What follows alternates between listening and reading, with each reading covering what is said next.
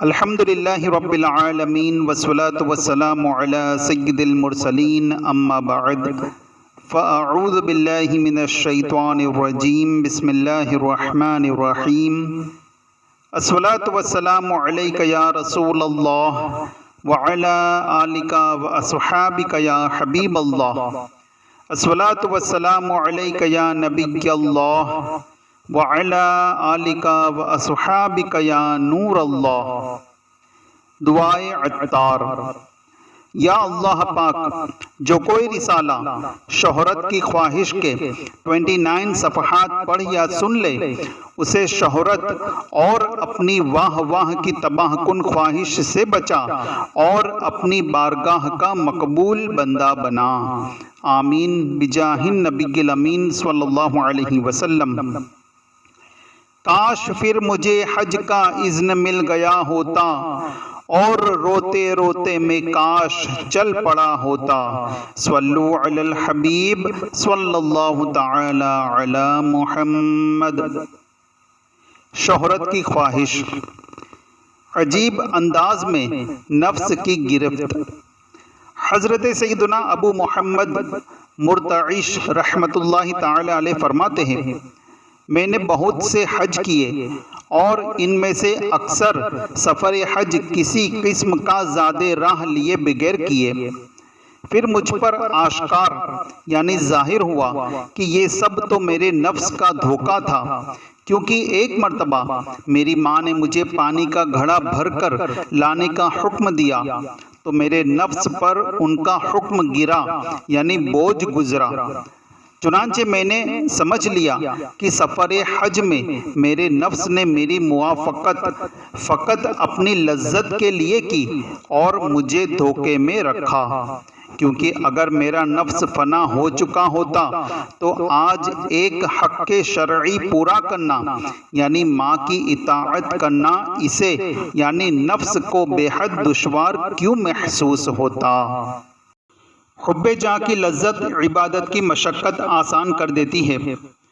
میٹھے میٹھے اسلامی بھائیوں، دیکھا آپ نے ہمارے بزرگان دین رحمہم اللہ المبین کیسی مدنی سوچ رکھتے اور کس قدر عاجزی کے خوگر ہوتے ہیں۔ بعضوں کی عادت ہوتی ہے کہ وہ عام لوگوں سے تو جھک جھک کر ملتے اور ان کے لیے بچ بچ جاتے ہیں، مگر والدین، بھائی بہنوں اور بال بچوں کے ساتھ ان کا رویہ جارحانہ، غیر اخلاقی اور بسا اوقات سخت دل آزار ہوتا ہے۔ کیوں؟ اس لیے کہ عوام میں عمدہ اخلاق کا مظاہرہ مقبولیت عامہ کا باعث بنتا ہے، جبکہ گھر میں حسن سلوک کرنے سے عزت و شہرت ملنے کی خاص امید نہیں ہوتی۔ اس لیے یہ لوگ عوام میں خوب میٹھے میٹھے بنے رہتے ہیں۔ اسی طرح جو اسلامی بھائی بعض مستحب کاموں کے لیے بڑھ چڑھ کر قربانیاں پیش کرتے مگر فرائض و واجبات کی ادائیگی میں کوتاہیاں برتتے ہیں، مثلا ماں باپ کی اطاعت، بال بچوں کی شریعت کے مطابق تربیت اور خود اپنے لیے فرض علوم کے حصول میں غفلت سے کام لیتے ہیں، ان کے لیے بھی اس حکایت میں عبرت کے نہایت اہم مدنی پھول ہیں۔ حقیقت یہ ہے کہ جن نیک کاموں میں شہرت ملتی اور واہ واہ ہوتی ہے وہ دشوار ہونے کے باوجود بآسانی سر انجام پا جاتے ہیں، کیونکہ حب جاہ یعنی شہرت و عزت کی چاہت کے سبب ملنے والی لذت بڑی سے بڑی مشقت آسان کر دیتی ہے۔ یاد رکھیے، حب جاہ میں ہلاکت ہی ہلاکت ہے۔ عبرت کے لیے دو فرامین مصطفیٰ صلی اللہ علیہ وسلم ملاحظہ ہوں۔ نمبر 1، اللہ عز و جل کی طاعت یعنی عبادت کو بندوں کی طرف سے کی جانے والی تعریف کی محبت سے ملانے سے بچتے رہو، کہیں تمہارے اعمال برباد نہ ہو جائے۔ نمبر 2، دو بھوکے بھیڑیے بکریوں کے ریوڑ میں اتنی تباہی نہیں مچاتے جتنی تباہی حب مال و جاہ یعنی مال و دولت اور عزت و شہرت کی محبت مسلمان کے دین میں مچاتی ہے۔ حب جاہ کے متعلق اہم ترین مدنی پھول۔ حب جاہ کے تعلق سے احیاء العلوم کی جلد 3 صفحہ 616 تا 617 کو سامنے رکھ کر کچھ مدنی پھول پیش خدمت ہے۔ حب جاہ و ریا نفس کو ہلاک کرنے والے آخری امور اور باطینی مکر و فریب سے ہے۔ اس میں علماء، عبادت گزار اور آخرت کی منزل طے کرنے والے لوگ مبتلا کیے جاتے ہیں۔ اس طرح کی یہ حضرات بسا اوقات خوب کوششیں کر کے عبادات بجا لانے، نفسانی خواہشات پر قابو پانے، بلکہ شبہات سے بھی خود کو بچانے میں کامیاب ہو جاتے ہیں۔ اپنے اعضاء کو ظاہری گناہوں سے بھی بچا لیتے ہیں، مگر عوام کے سامنے اپنے نیک کاموں، دینی کارناموں اور نیکی کی دعوت عام کرنے کے لیے کی جانے والی کاوشوں، جیسے کہ میں نے یہ کیا، وہ کیا، وہاں بیان تھا، یہاں بیان ہے، بیانات کرنے یا نعت پڑھنے کے لیے اتنی تاریخیں بک ہیں، مدنی مشورے میں رات اتنے بجے گئے اور آرام نہ ملنے کی تھکن ہے، اس لیے آواز بیٹھی ہوئی ہے۔ مدنی قافلے میں سفر ہے، اتنے مدنی قافلوں میں یا مدنی کاموں کے لیے فلاں شہروں ملکوں کا سفر کر چکا ہوں، وغیرہ وغیرہ کے اظہار کے ذریعے اپنے نفس کی راحت کے طلبگار ہوتے ہیں۔ اپنے علم و عمل ظاہر کر کے مخلوق کے یہاں مقبولیت اور ان کی طرف سے ہونے والی اپنی تعظیم و توقیر، واہ واہ اور عزت کی لذت حاصل کرتے ہیں۔ جب مقبولیت و شہرت ملنے لگتی ہے تو اس کا نفس چاہتا ہے کہ علم و عمل لوگوں پر زیادہ سے زیادہ ظاہر ہونا چاہیے تاکہ اور بھی عزت بڑھے، لہٰذا وہ اپنی نیکیوں، علمی صلاحیتوں کے تعلق سے مخلوق کی اطلاع کے مزید راستے تلاش کرتا ہے، اور خالق عز و جل کے جاننے پر کہ میرا رب عز و جل میرے اعمال سے باخبر ہے اور مجھے اجر دینے والا ہے، قناعت نہیں کرتا، بلکہ اس بات پر خوش ہوتا ہے کہ لوگ اس کی واہ واہ اور تعریف کریں، اور خالق عز و جل کی طرف سے حاصل ہونے والی تعریف پر قناعت نہیں کرتا۔ نفس یہ بات بخوبی جانتا ہے کہ لوگوں کو جب اس بات کا علم ہوگا کہ فلاں بندہ نفسانی خواہشات کا تارک ہے، شبہات سے بچتا ہے، راہ خدا میں خوب پیسے خرچ کرتا ہے، عبادات میں سخت مشقت برداشت کرتا ہے، خوف خدا اور عشق مصطفیٰ میں خوب آہوزاری کرتا اور آنسو بہاتا ہے، مدنی کاموں کی خوب دھومیں مچاتا ہے، لوگوں کی اصلاح کے لیے بہت دل جلاتا ہے، خوب مدنی قافلوں میں سفر کرتا کراتا ہے، زبان، آنکھ اور پیٹ کا قفل مدینہ لگاتا ہے، روزانہ فیضان سنت کے اتنے درس دیتا ہے، مدرسۃ المدینہ بالغان، صدائے مدینہ، علاقائی دورہ برائے نیکی کی دعوت کا بڑا ہی پابند ہے، تو ان لوگوں کی زبانوں پر اس بندے کی خوب تعریف جاری ہوگی، وہ اسے عزت و احترام کی نگاہ سے دیکھیں گے، اس کی ملاقات اور زیارت کو اپنے لیے باعث سعادت اور سرمایہ آخرت سمجھیں گے۔ حصول برکت کے لیے مکان یا دکان پر 2 قدم رکھنے، چل کر دعا فرما دینے، چائے پینے، دعوت طعام قبول کرنے کی نہایت لجاجت کے ساتھ درخواستیں کریں گے، اس کی رائے پر چلنے میں 2 جہاں کی بھلائی تصور کریں گے، اسے جہاں دیکھیں گے خدمت کریں گے اور سلام پیش کریں گے، اس کا جھوٹا کھانے پینے کی حرص کریں گے، اس کا تحفہ یا اس کے ہاتھ سے مس کی ہوئی چیز پانے میں ایک دوسرے پر سبقت کریں گے، اس کی دی ہوئی چیز چومیں گے، اس کے ہاتھ پاؤں کے بوسے لیں گے، احتراماً حضرت، حضور یا سیدی وغیرہ القاب کے ساتھ خاشعانہ انداز اور آہستہ آواز میں بات کریں گے، ہاتھ جوڑ کر سر جھکا کر دعاؤں کی التجائے کریں گے، مجالس میں اس کی آمد پر تعظیماً کھڑے ہو جائیں گے، اسے ادب کی جگہ بٹھائیں گے، اس کے آگے ہاتھ باندھ کر کھڑے ہوں گے، اس سے پہلے کھانا شروع نہیں کریں گے، عاجزانہ انداز میں تحفے اور نذرانے پیش کریں گے، تواضع کرتے ہوئے اس کے سامنے اپنے آپ کو چھوٹا، مثلاً خادم و غلام ظاہر کریں گے، خرید و فروخت اور معاملات میں اس سے مروت برتیں گے، اس کو چیزیں عمدہ کوالٹی کی اور وہ بھی سستی یا مفت دیں گے، اس کے کاموں میں اس کی عزت کرتے ہوئے جھک جائیں گے، لوگوں کے اس طرح کے عقیدت بھرے انداز سے نفس کو بہت زیادہ لذت حاصل ہوتی ہے، اور یہ وہ لذت ہے جو تمام خواہشات پر غالب ہے۔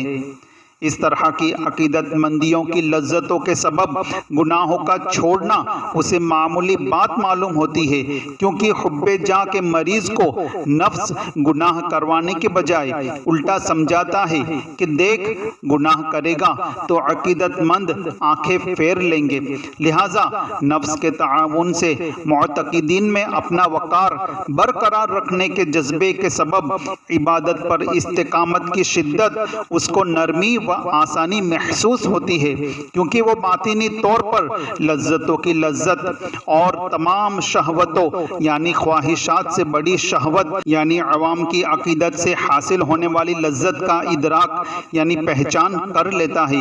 وہ اس خوش فہمی میں پڑ جاتا ہے کہ میری زندگی اللہ تعالیٰ کے لیے اور اس کی مرضی کے مطابق گزر رہی ہے، حالانکہ اس کی زندگی اس پوشیدہ حب جاں یعنی اپنی واہ چاہنے والی چھپی خواہش کے تحت گزرتی ہے، جس کے ادراک یعنی سمجھنے سے نہایت مضبوط عقلیں بھی عاجز و بےکس ہیں۔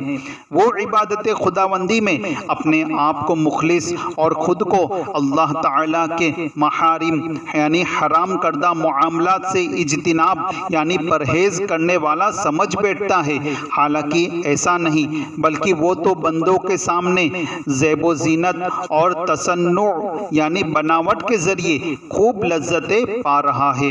اسے جو عزت و شہرت مل رہی ہے اس پر بڑا خوش ہے۔ اس طرح عبادتوں اور نیک کاموں کا ثواب ضائع ہو جاتا ہے اور اس کا نام منافقوں کی فہرست میں لکھا جاتا ہے، اور وہ نادان یہ سمجھ رہا ہوتا ہے کہ اسے اللہ عز و جل کا قرب حاصل ہے۔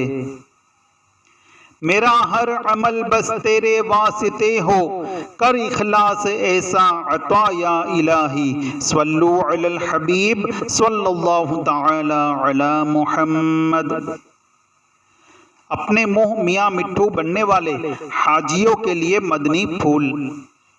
بعض مالدار بار بار حج و عمرہ کو جاتے، اس کی گنتی خوب یاد رکھتے، بارہا بغیر ضرورت بے پوچھے لوگوں کو اپنے حج و عمرہ کی تعداد بتاتے اور سفر مدینہ کے کارنامے سناتے ہیں۔ ان کو احساس تک نہیں ہوتا کہ کہیں ریاکاری کی تباہ کاری میں نہ جا پڑے۔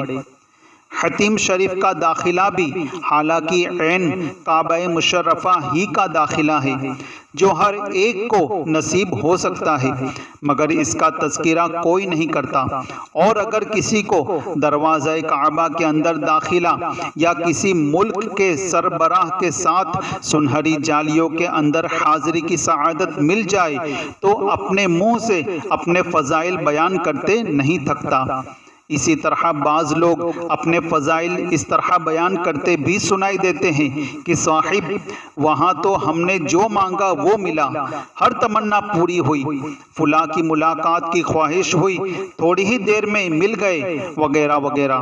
اس طرح اپنے منہ میاں مٹھو بن کر یہ لوگ سمجھتے ہوں گے کہ ہمارا وقار بلند ہوگا، حالانکہ ایسا ہونا ضروری نہیں۔ ہو سکتا ہے بعض لوگ اس کا مطلب یہ بھی لیتے ہوں کہ یہ حاجی صاحب مقامات مقدسہ کی عظمت کے بیان کے ساتھ ساتھ اپنی کرامت بھی سنا رہے ہیں۔ ہاں، بطور تحدیث نعمت یا دوسروں کو رغبت دلانے کی نیت سے اپنے اوپر ہونے والے انعامات الہیہ کے تذکرے میں حرج نہیں۔ بہرحال ہر ایک کو اپنی نیت پر غور کر لینا ضروری ہے کہ میں فلاں بات کیوں کہنے لگا ہوں۔ اگر بتانے میں آخرت کی بھلائی کا پہلو ہے تو بولے، ورنہ چپ رہے۔ فرمان مصطفیٰ صلی اللہ تعالی علیہ وآلہ وسلم ہے، جو اللہ اور قیامت پر ایمان رکھتے ہیں اسے چاہیے کہ بھلائی کی بات کرے یا خاموش رہے۔ کیا اپنے حج و عمرہ کی تعداد بیان کرنا گناہ ہے؟ اپنے حج و عمرہ کی تعداد بیان کرنا ہر صورت میں گناہ نہیں۔ حدیث پاک میں ہے، انما الاعمال بالنیات، یعنی اعمال کا دار و مدار نیتوں پر ہے۔ اگر کوئی تحدیث نعمت یعنی اپنے اوپر نعمت الہی کی خبر دینے کے لیے اپنے حج کی تعداد بیان کرے تو حرج نہیں، مگر علم دین اور صحبت اخیار کی کمی کے باعث فی زمانہ اصلاح نیت بے حد دشوار اور ریاکاری کا خطرہ شدید ہے۔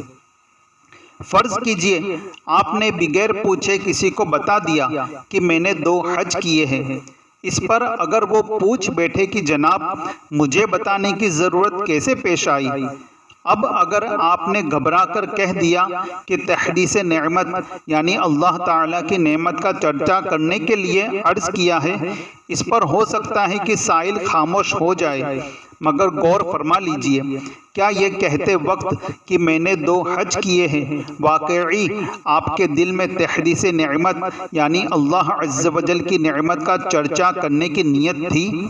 اگر تھی پھر تو ٹھیک، ورنہ جھوٹ کے گناہ کا وبال سر پڑا اور دل میں کچھ زبان پر کچھ کی وجہ سے نفاق، اور بتاتے وقت اگر معاذ اللہ عز و جل دل میں ریا اور دکھاوے کا ارادہ تھا تو ریاکارانہ عمل کو تحدیث نعمت میں کھپانے کی ریاکاری در ریاکاری کا الزام مزید برآں۔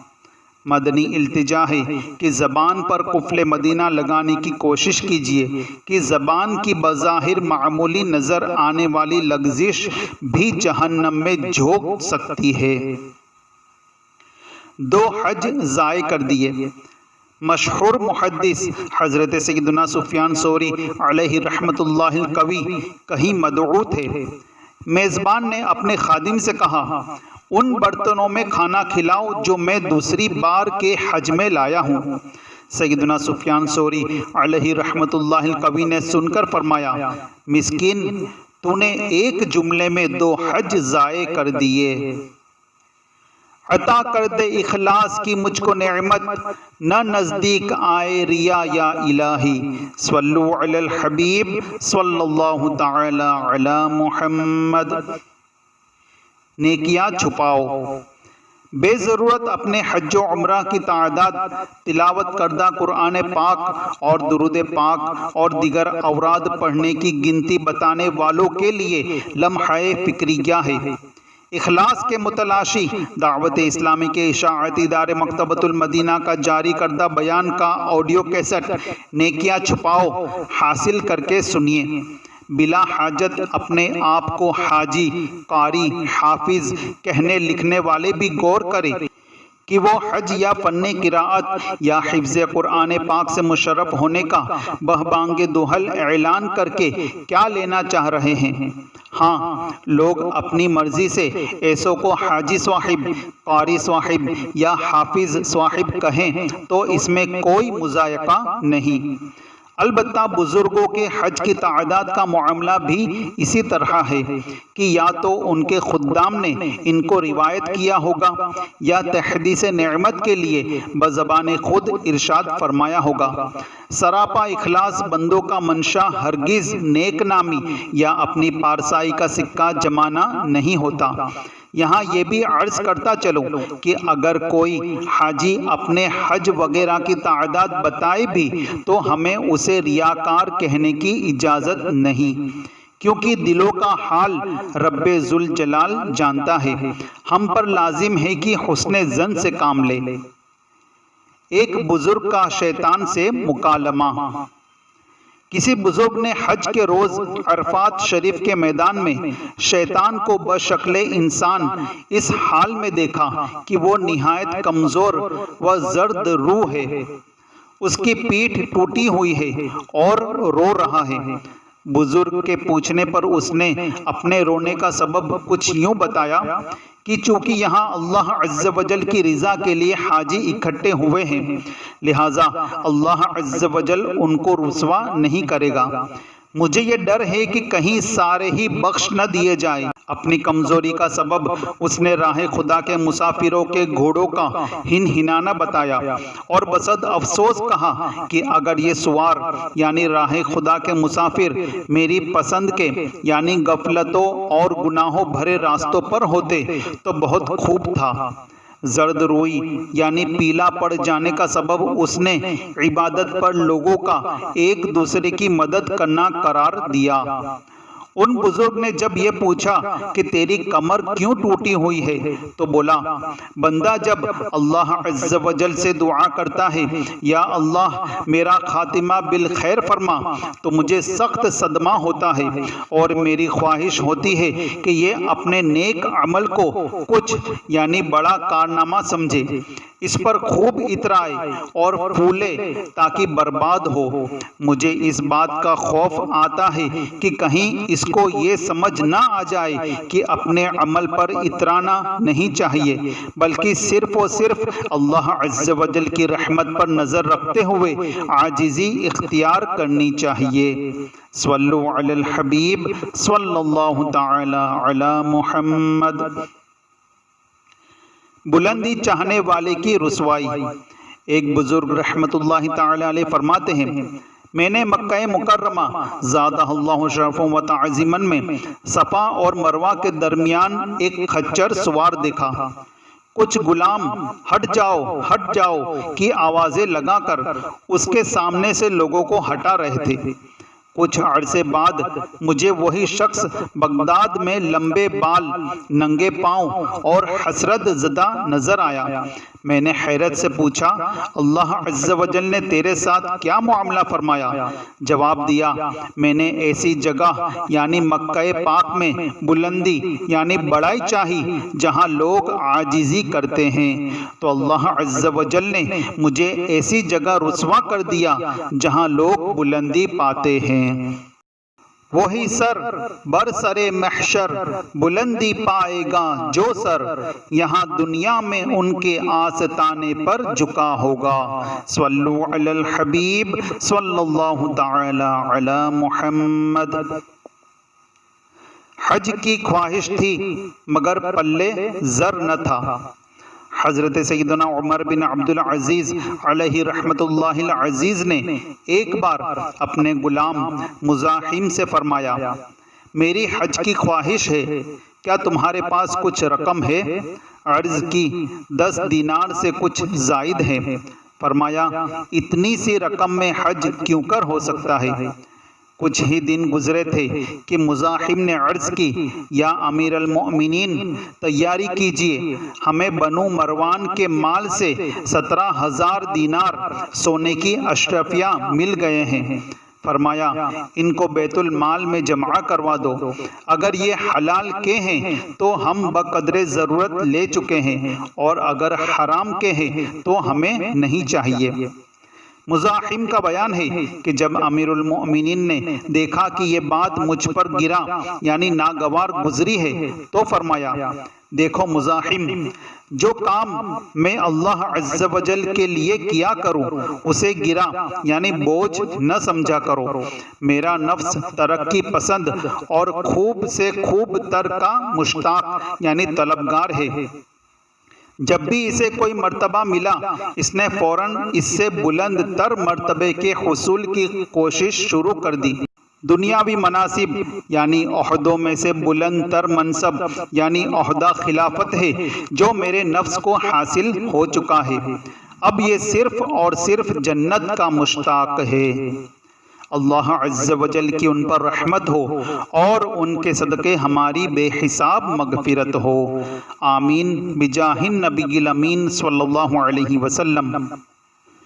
آخری عمر ہے کیا رونق دنیا دیکھوں، اب فقط ایک ہی دھن ہے کہ مدینہ دیکھوں۔ صلو علی الحبیب صلی اللہ تعالی علی محمد۔ میٹھے میٹھے اسلامی بھائیوں، اس حکایت میں ان لوگوں کے لیے درس عبرت ہے جو رشوت، سود، جوئے، تجارت میں دھوکہ اور جھوٹ جیسے ناجائز ذرائع سے دولت اکٹھی کرتے ہیں اور اسی میں سے حج کر کے سمجھتے ہیں کہ ہم نے بہت بڑی کامیابی حاصل کر لی ہے۔ خبردار، یہ کامیابی نہیں بلکہ چوری اور سینہ زوری والا معاملہ ہے، اور اس کا انجام بہت بھیانک ہے۔ حدیث شریف میں ہے، جو مال حرام لے کر حج کو جاتا ہے، جب لبیک کہتا ہے تو اللہ عز و جل اس شخص سے ارشاد فرماتا ہے، نہ تیری لبیک قبول، نہ خدمت پذیر یعنی منظور، اور تیرا حج تیرے منہ پر مردود ہے، یہاں تک کہ تو یہ مال حرام کی تیرے قبضے میں ہے اس کے مستحقوں کو واپس دے۔ صلو علی الحبیب صلی اللہ تعالی علی محمد۔ ہر دل عزیز خلیفہ، مقبولیت اور ہر دل عزیزی بھی ایک بہت بڑا اعزاز ہے۔ حسن اخلاق اور عدل و انصاف کی بدولت امیر المؤمنین حضرت سیدنا عمر بن عبد العزیز علیہ رحمت اللہ العزیز کو یہ حاصل تھا۔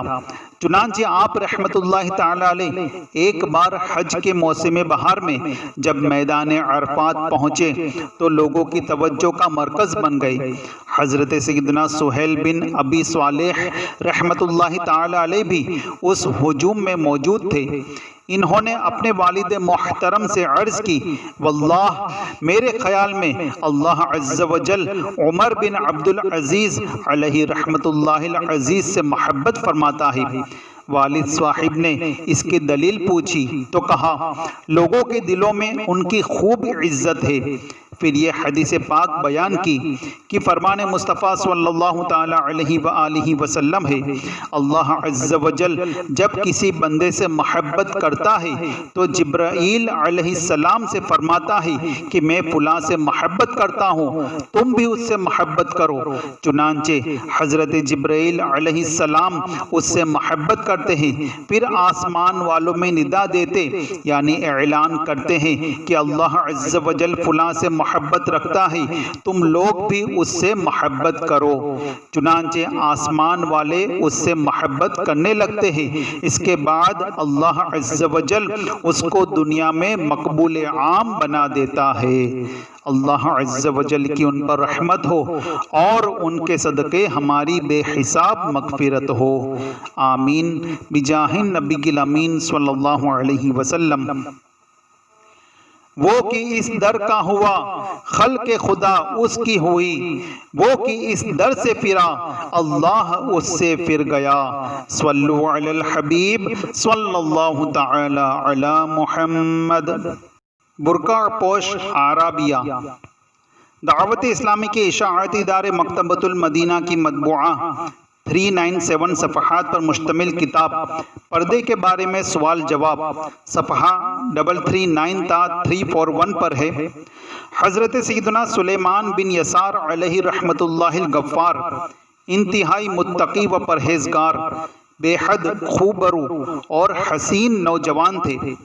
سفر حج کے دوران مقام ابوا پر ایک بار اپنے خیمے یعنی کیمپ میں تنہا تشریف فرما تھے۔ آپ رحمت اللہ تعالی علیہ کا رفیق سفر کھانے کا انتظام کرنے کے لیے گیا ہوا تھا۔ ناگہاں ایک برقع پوش عربیہ یعنی عرب کی دیہاتی عورت خیمے میں داخل ہوئی اور اس نے چہرے سے نقاب اٹھا دیا۔ اس کا حسن بہت زیادہ فتنہ برپا کر رہا تھا۔ کہنے لگی، مجھے کچھ دیجئے۔ آپ رحمت اللہ تعالی علیہ سمجھے شاید روٹی مانگ رہی ہے۔ کہنے لگی، میں وہ چاہتی ہوں جو بیوی اپنے شوہر سے چاہتی ہے۔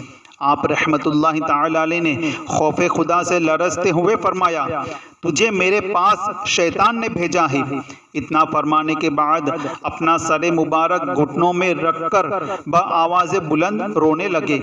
یہ منظر دیکھ کر برقع پوش عربیہ گھبرا کر تیز تیز قدم اٹھائے خیمے سے باہر نکل گئی۔ جب رفیق یعنی ساتھی آیا اور دیکھا کہ رو رو کر آپ رحمت اللہ تعالی علیہ نے آنکھیں سجا دی اور گلا بٹھا دیا ہے تو اس نے سبب گریہ یعنی رونے کا سبب دریافت کیا۔ آپ رحمت اللہ تعالی علیہ نے اولاً ٹالم ٹول سے کام لیا مگر اس کے پیہم اصرار پر حقیقت کا اظہار کر دیا تو وہ بھی پھوٹ پھوٹ کر رونے لگا۔ فرمایا تم کیوں روتے ہو؟ عرض کی مجھے تو زیادہ رونا چاہیے کیونکہ اگر آپ کی جگہ میں ہوتا تو شاید صبر نہ کر سکتا، یعنی ہو سکتا ہے میں گناہ میں پڑ جاتا۔ دونوں حضرات رحمت اللہ تعالی علیہما روتے رہے یہاں تک کہ مکہ مکرمہ زادہ اللہ شرفا و تعظیما میں حاضر ہو گئے۔ طواف و سعی وغیرہ سے فارغ ہونے کے بعد حضرت سیدنا سلیمان بن یسار علیہ رحمت اللہ الغفار حجر اسود کے پاس تشریف لائے اور چادر سے گھٹنوں کے گرد گھیرا باندھ کر بیٹھ گئے۔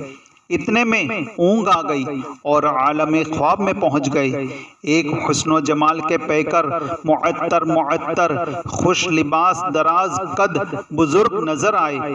حضرت سیدنا سلیمان بن یسار علیہ رحمت اللہ الغفار نے پوچھا آپ کون ہیں؟ جواب دیا میں اللہ عز و جل کا نبی یوسف ہوں۔ عرض کی یا نبی اللہ علی نبینا وعلیہ الصلوۃ والسلام، زلیخا کے ساتھ آپ کا واقعہ عجیب ہے۔ فرمایا مقام ابوا پر عرابیہ کے ساتھ ہونے والا آپ کا واقعہ عجیب تر یعنی زیادہ عجیب ہے۔ اللہ عز و جل کی ان پر رحمت ہو اور ان کے صدقے ہماری بے حساب مغفرت ہو، آمین بجاہ النبی الامین صلی اللہ علیہ وسلم۔ میٹھے میٹھے اسلامی بھائیوں، دیکھا آپ نے حج کے مبارک سفر میں شیطان کس طرح حاجیوں کو گناہوں میں پھنسانے کی ترکیبیں کرتا ہے، مگر قربان جائیے عاشقان رسول کے پاکیزہ کردار پر کہ وہ شیطان کے ہر وار کو ناکام بناتے چلے جاتے ہیں، جیسا کہ حضرت سیدنا سلیمان بن یسار علیہ رحمت اللہ الغفار نے خود چل کر آنے والی برقع پوش عرابیہ کو ٹھکرا دیا، بلکہ خوف خدا سے رونا دھونا مچا دیا، جس کے نتیجے میں حضرت سیدنا یوسف علی نبینا وعلیہ الصلوۃ والسلام نے خواب میں تشریف لا کر آپ رحمت اللہ تعالی علیہ کی حوصلہ افزائی فرمائی۔ بہرحال دنیا و آخرت کی بھلائی اسی میں ہے کہ جن سے مخالق یعنی مرد کا عورت اور عورت کا مرد لاکھ دل لبھائے اور گناہ پر اکسائے، مگر انسان کو چاہیے کہ ہرگز شیطان کے دامے تزویر یعنی دھوکے میں نہ آئے، ہر صورت میں اس کے چنگل سے خود کو بچائے اور خوب اجر و ثواب کمائے۔ آخری عمر ہے کیا رونقیں دنیا دیکھوں، اب فقط ایک ہی دھن ہے کہ مدینہ دیکھوں۔ صلو علی الحبیب صلی اللہ تعالی علی محمد۔ بکثرت رونے والا حاجی۔ حضرت سیدنا مخول رحمت اللہ تعالی علیہ فرماتے ہیں حضرت سیدنا بہیم ازلی رحمت اللہ تعالی علیہ نے مجھ سے فرمایا میرا حج کا ارادہ ہے، کسی کو میرا رفیق سفر بنا دیجیے۔ چنانچہ میں نے اپنے ایک پڑوسی کو ان کے ساتھ سفر مدینہ پر آمادہ کر لیا۔ دوسرے دن میرا پڑوسی میرے پاس آیا اور کہنے لگا میں حضرت سیدنا بہیم کے ساتھ نہیں جا سکتا۔ میں نے حیرت سے کہا خدا کی قسم میں نے کوفہ بھر میں ان جیسا با اخلاق آدمی نہیں دیکھا، آخر کیا وجہ ہے کہ تم ان کی رفاقت سے خود کو محروم کر رہے ہو؟ وہ بولا میں نے سنا ہے کہ وہ اکثر روتے رہتے ہیں، اس لیے ان کے ساتھ میرا سفر خوشگوار نہیں رہے گا۔ میں نے اس کو سمجھایا کہ یہ بہت اچھے بزرگ ہیں، ان کی صحبت انشاءاللہ عز و جل تمہارے لیے نہایت منفعت بخش ہوگی۔ وہ مان گیا۔ جب سفر کے لیے اونٹوں پر سامان لادا جانے لگا تو حضرت سیدنا بہیم عجلی علیہ رحمت اللہ الولی ایک دیوار کے قریب بیٹھ کر رونے میں مشغول ہو گئے، حتیٰ کہ آپ رحمت اللہ تعالی علیہ کی داڑھی مبارک اور سینہ اشکوں سے تر ہو گیا اور آنسو زمین پر ٹپ ٹپ گرنے لگے۔ میرے پڑوسی نے گھبرا کر مجھ سے کہا، ابھی تو سفر کی شروعات ہے اور ان کا حال یہ ہے، خدا جانے آگے کیا عالم ہوگا۔ میں نے انفرادی کوشش کرتے ہوئے کہا، گھبرائیے نہیں، سفر کا معاملہ ہے، ہو سکتا ہے بال بچوں کی جدائی میں رو رہے ہوں اور آگے چل کر قرار آ جائے۔ حضرت سیدنا بہیم عجلی علیہ رحمت اللہ الولی نے یہ بات سن لی اور فرمایا، واللہ ایسی بات نہیں، اس سفر کے سبب مجھے سفر آخرت یاد آ گیا۔ یہ فرماتے ہی چیخے مار مار کر رونے لگے۔ پڑوسی نے پھر پریشانی کے عالم میں مجھ سے کہا، میں ان کے ہمراہ کیسے رہ سکوں گا؟ ہاں، ان کا سفر حضرت سیدنا داؤد طائی اور سیدنا سلام ابو الاحوص رحمہم اللہ تعالی کے ساتھ ہونا چاہیے، کیونکہ یہ دو حضرات بھی بہت روتے ہیں، ان کے ساتھ ان کی ترکیب خوب رہے گی اور مل کر خوب رویا کریں گے۔ میں نے پھر پڑوسی کی ہمت بندھائی، آخر کار وہ ان کے ساتھ سفر مدینہ پر روانہ ہو گیا۔ حضرت سیدنا مخول رحمت اللہ تعالی علیہ فرماتے ہیں، جب حج سے ان کی واپسی ہوئی تو میں اپنے پڑوسی حاجی کے پاس گیا۔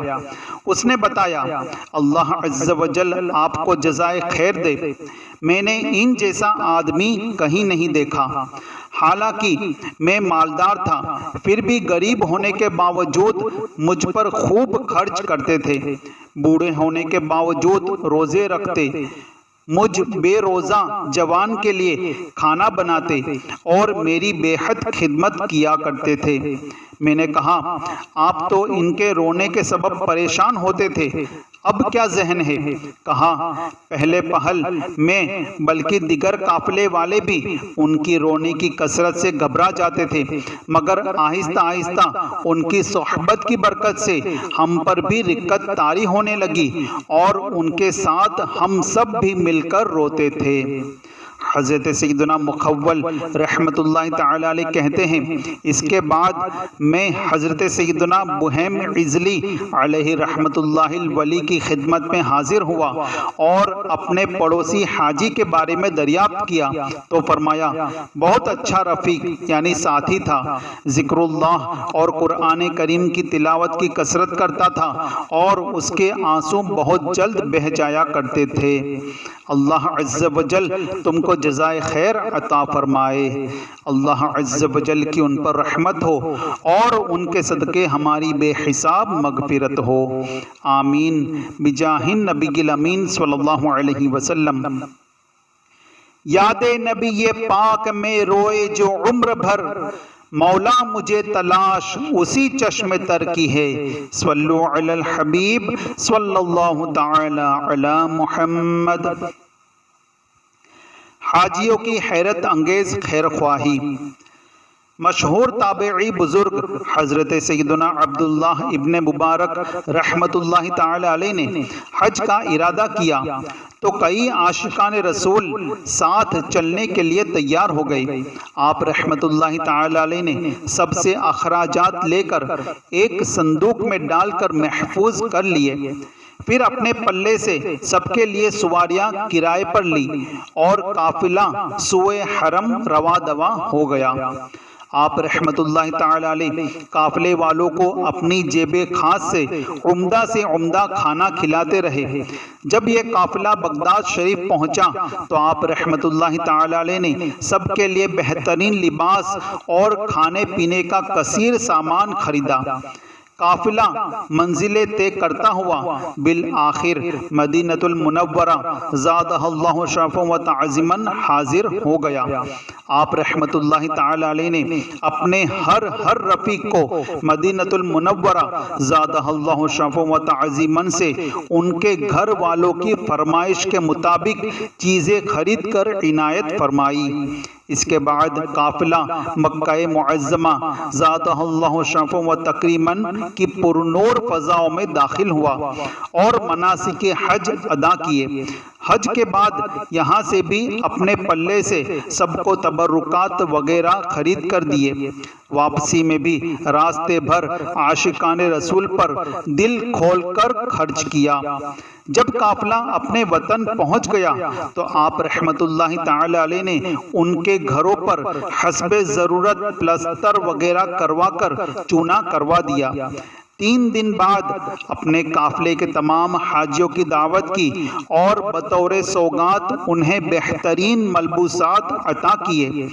جب سب کھانا کھا چکے تو آپ رحمت اللہ تعالی علیہ نے صندوق منگوا کر کھولا اور ہر ایک حاجی کی رقم جوں کی تو واپس کر دی۔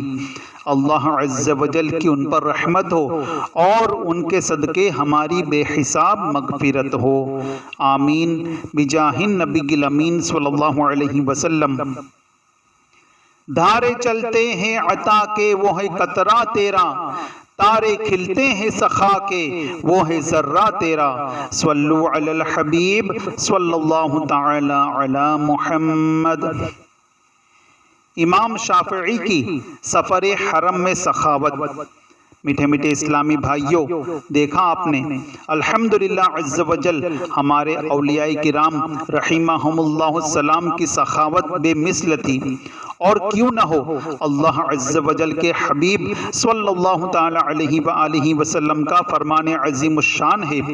اللہ تعالیٰ نے اپنے ہر ولی کو اچھے اخلاق اور سخاوت کی فطرت عنایت فرمائی ہے۔ منقول ہے سیدنا امام شافعی علیہ رحمت اللہ الولی جب یمن کے شہر صنعاء سے مکہ مکرمہ زادہ اللہ شرفا و تعظیما کی طرف آئے تو آپ کے پاس 10,000 دراہم تھے۔ مکہ شریف کے باہر خیمہ لگایا اور چادر بچھا کر ساری رقم اس پر ڈال دی، جو بھی آتا اسے مٹھی بھر کر عطا فرما دیتے۔ جب ظہر کی نماز پڑھی تو وہ چادر جھاڑ دی، اس پر 1 درہم بھی باقی نہ بچا تھا۔ ہاتھ اٹھا کر ایک ٹکڑا اے کریم، ہے سخی کے مال میں حقدار ہم، صلو علی الحبیب صلی اللہ تعالی علی محمد۔ میں کیوں نہ روؤں؟ حضرت سیدنا امام محمد باقر علیہ رحمت اللہ القادر جب حج کے لیے مکہ مکرمہ زادہ اللہ شرفا و تعظیما تشریف لے گئے اور مسجد الحرام میں داخل ہوئے تو بیت اللہ شریف کو دیکھا تو رونے لگے، حتیٰ کہ رونے میں آپ کی آواز بلند ہو گئی۔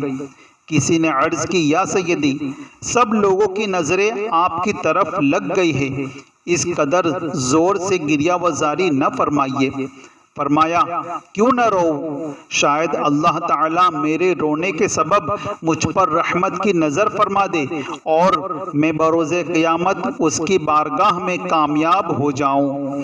پھر آپ رحمت اللہ تعالیٰ علیہ نے طواف کیا اور مقام ابراہیم پر نماز پڑھی۔ جب سجدے سے سر اٹھایا تو سجدے کی جگہ آنسوؤں سے تر تھی۔ اللہ عز و جل کی ان پر رحمت ہو اور ان کے صدقے ہماری بے حساب مغفرت ہو، آمین بجاہ النبی الامین صلی اللہ علیہ وسلم۔ ارے زائر مدینہ، تو خوشی سے ہنس رہا ہے، دل غم زدہ جو پاتا تو کچھ اور بات ہوتی، صلو علی الحبیب صلی اللہ تعالی علی محمد۔ لبیک کہتے ہی بے ہوش ہو گئے۔ حضرت سیدنا امام زین العابدین رضی اللہ تعالی عنہ نے جب عزم حج بیت اللہ کیا اور احرام باندھا تو چہرہ مبارکہ زرد ہو گیا اور لبیک نہ کہہ سکے۔ لوگوں نے عرض کی، آپ لبیک نہیں پڑھتے؟ فرمایا، مجھے ڈر ہے کہیں جواب میں لا لبیک نہ کہہ دیا جائے۔ عرض کی گئی احرام باندھ کر لبیک کہنا ضروری ہے۔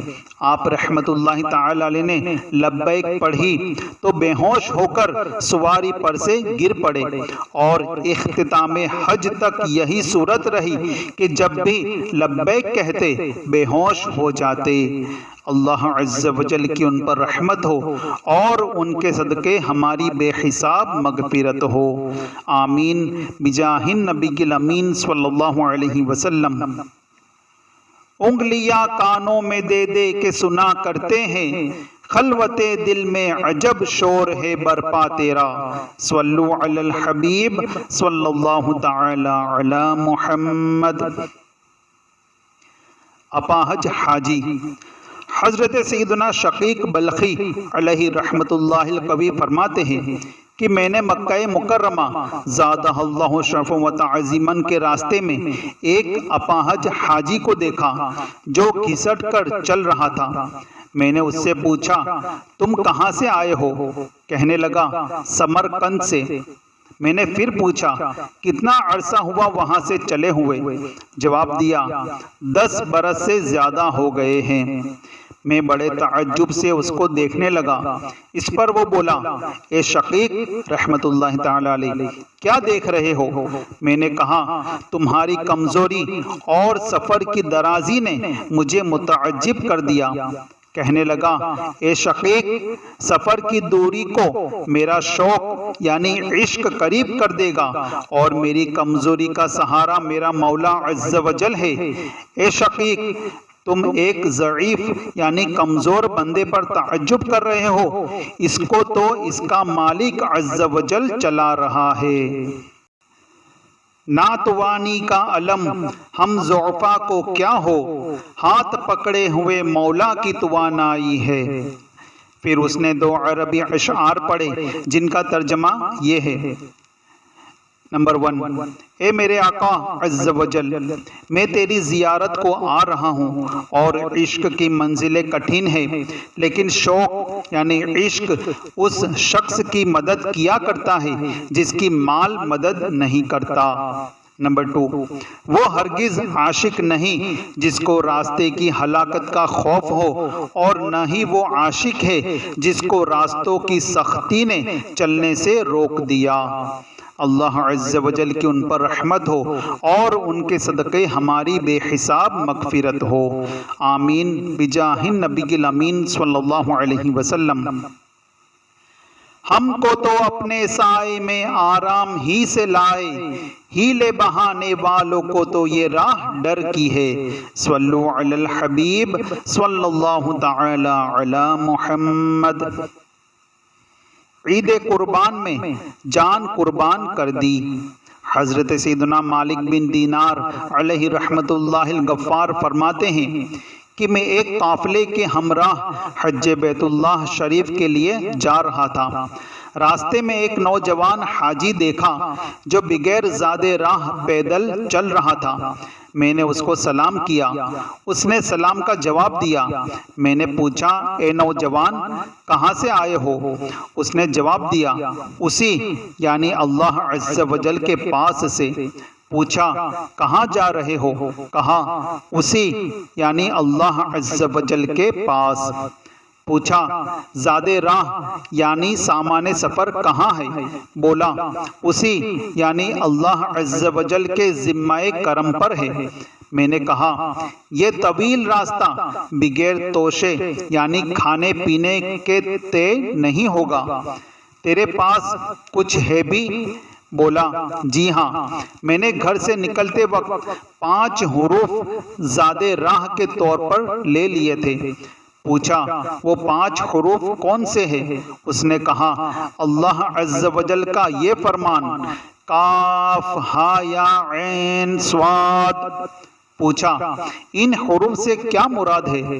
کہا کاف سے کافی یعنی کفایت کرنے والا، ہا سے ہادی یعنی ہدایت کرنے والا، یا سے پناہ دینے والا، عین سے عالم یعنی جاننے والا، صاد سے صادق یعنی سچا۔ تو جس کا رفیق کافی و ہادی و معوی یعنی پناہ دینے والا و عالم اور صادق ہو وہ کیسے ضائع یا پریشان ہو سکتا ہے، اور اسے کیا ضرورت ہے کہ زیادہ راہ اور پانی اٹھائے پھرے۔ حضرت سیدنا مالک بن دینار علیہ رحمت اللہ الغفار فرماتے ہیں کہ اس حاجی کا کلام سن کر میں نے اس کو اپنی قمیص پیش کی۔ اس نے قبول کرنے سے انکار کرتے ہوئے کہا، اے شیخ، دنیا کی قمیص سے برہنہ رہنا بہتر ہے، کیونکہ دنیا کی حلال چیزوں پر حساب اور حرام چیزوں پر عذاب ہے۔ جب رات کا اندھیرا چھا گیا تو اس حاجی نے منہ آسمان کی طرف اٹھایا اور اس طرح مناجات کرنے لگا، اے وہ پاک ذات جس کو بندوں کی اطاعت سے خوشی ہوتی ہے اور بندوں کے گناہوں سے کچھ نقصان نہیں ہوتا، مجھے وہ چیز یعنی عبادت عطا فرما جس سے تجھے خوشی ہوتی ہے، اور وہ چیز یعنی گناہ معاف فرما دے جس سے تیرا کوئی نقصان نہیں۔ جب لوگوں نے احرام باندھ کر لبیک کہی تو وہ خاموش تھا۔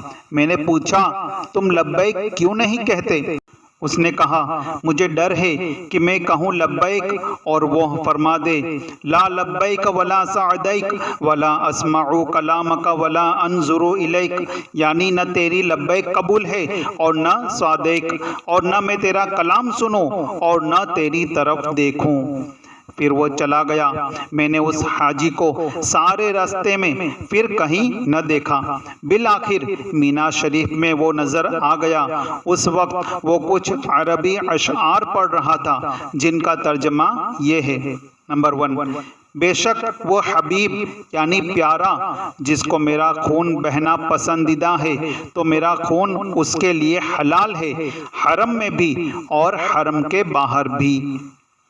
نمبر 2، خدا عز و جل کی قسم، اگر میری روح کو علم ہو جائے کہ وہ کس ذات اقدس سے محبت کرتی ہے تو وہ قدم کے بجائے سر کے بل کھڑی ہو جائے۔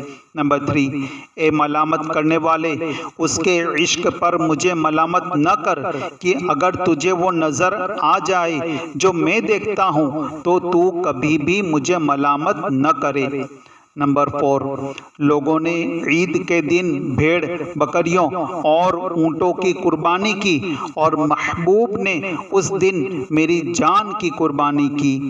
نمبر 5، لوگوں کا حج ہوا ہے اور میرا حج میرے محبوب کے پاس جانا ہے۔ لوگوں نے قربانیاں ہدیہ کی اور میں نے اپنی جان اور اپنے خون کی قربانی کا تحفہ پیش کیا۔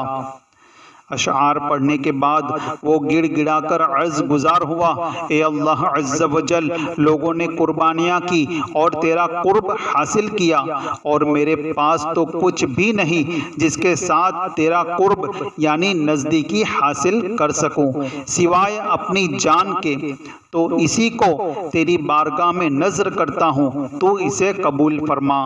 یہ کہنے کے بعد اس حاجی نے ایک چیخ ماری، زمین پر گرا اور اس کی روح قفس عنصری سے پرواز کر گئی۔ حضرت سیدنا مالک بن دینار علیہ رحمت اللہ الغفار فرماتے ہیں، پھر یکایک غیب سے ایک آواز گونج اٹھی، یہ اللہ عز و جل کا پیارا ہے جو عشق الہی کی تلوار سے قتل ہوا ہے۔ پھر میں نے اس خوش نصیب حاجی کی تجہیز و تکفین کی۔ اللہ عز و جل کی ان پر رحمت ہو اور ان کے صدقے ہماری بے حساب مغفرت ہو۔ آمین بجاہ النبی الامین صلی اللہ علیہ وسلم۔ کیا نظر کروں پیارے، شے کون سی میری ہے، یہ روح بھی تیری ہے، یہ جان بھی تیری ہے۔ صلو علی الحبیب صلی اللہ تعالی علی محمد۔ پر اسرار حاجی حضرت سیدنا بشر حافی علیہ رحمت اللہ الکافی فرماتے ہیں، میں نے میدان عرفات میں ایک حاجی صاحب کو دیکھا جو کہ رو رو کر عربی میں یہ اشعار پڑھ رہے تھے۔ ترجمہ۔ نمبر 1، وہ ذات ہر عیب سے پاک ہے۔ اگر ہم اپنی آنکھوں سے کانٹوں اور گرم سوئیوں پر بھی اس کو سجدہ کریں تو پھر بھی اس کی نعمتوں کے حق کا 10واں حصہ بلکہ 10ویں کا بھی 10واں نہیں بلکہ اس کا بھی 10واں حصہ ادا نہ ہو۔ نمبر 2، اے پاک ذات، میں نے کتنی مرتبہ لغزشیں یعنی خطائیں کی اور کبھی بھی اپنی نافرمانیوں میں تجھے یاد نہ کیا، مگر اے میرے مالک عز و جل، تو ہمیشہ مجھے در پردہ یاد فرماتا رہا۔ نمبر 3، میں نے نہ جانے کتنی ہی مرتبہ گناہوں کے وقت جہالت سے اپنا پردہ فاش کیا، مگر تو نے ہمیشہ مجھ پر لطف و کرم ہی کیا اور اپنے حلم کے ساتھ میری پردہ پوشی فرمائی۔ حضرت سیدنا بشر حافی علیہ رحمت اللہ الکافی فرماتے ہیں، پھر وہ میری نظروں سے غائب ہو گئے۔ میں نے حاجیوں سے پوچھا کہ یہ حاجی صاحب کون تھے، تو کسی نے بتایا کہ یہ حضرت ابو عبید خواص علیہ رحمت اللہ الجواد تھے۔ ان کے خواص یعنی خوبیوں میں سے ایک یہ بھی ہے کہ انہوں نے 70 برس تک خوف خدا کے سبب آسمان کی طرف منہ نہیں اٹھایا۔ اللہ عز و جل کی ان پر رحمت ہو اور ان کے صدقے ہماری بے حساب مغفرت ہو، آمین بجاہ النبی الامین صلی اللہ علیہ وسلم۔ بے نوا مفلس و محتاج و گدا کون کی میں، صاحب جود و کرم وصف ہے کس کا تیرا، صلو علی الحبیب صلی اللہ تعالی علی محمد۔ دنیا کے لیے مال جمع کرنے والے بے عقل ہیں۔ فرمان مصطفیٰ صلی اللہ تعالی علیہ وآلہ وسلم، دنیا اس کا گھر ہے جس کا کوئی گھر نہ ہو، اور اس کا مال ہے جس کا کوئی مال نہ ہو، اور اس کے لیے وہ جمع کرتا ہے جس میں عقل نہ ہو۔ صلو علی الحبیب صلی اللہ تعالی علی محمد۔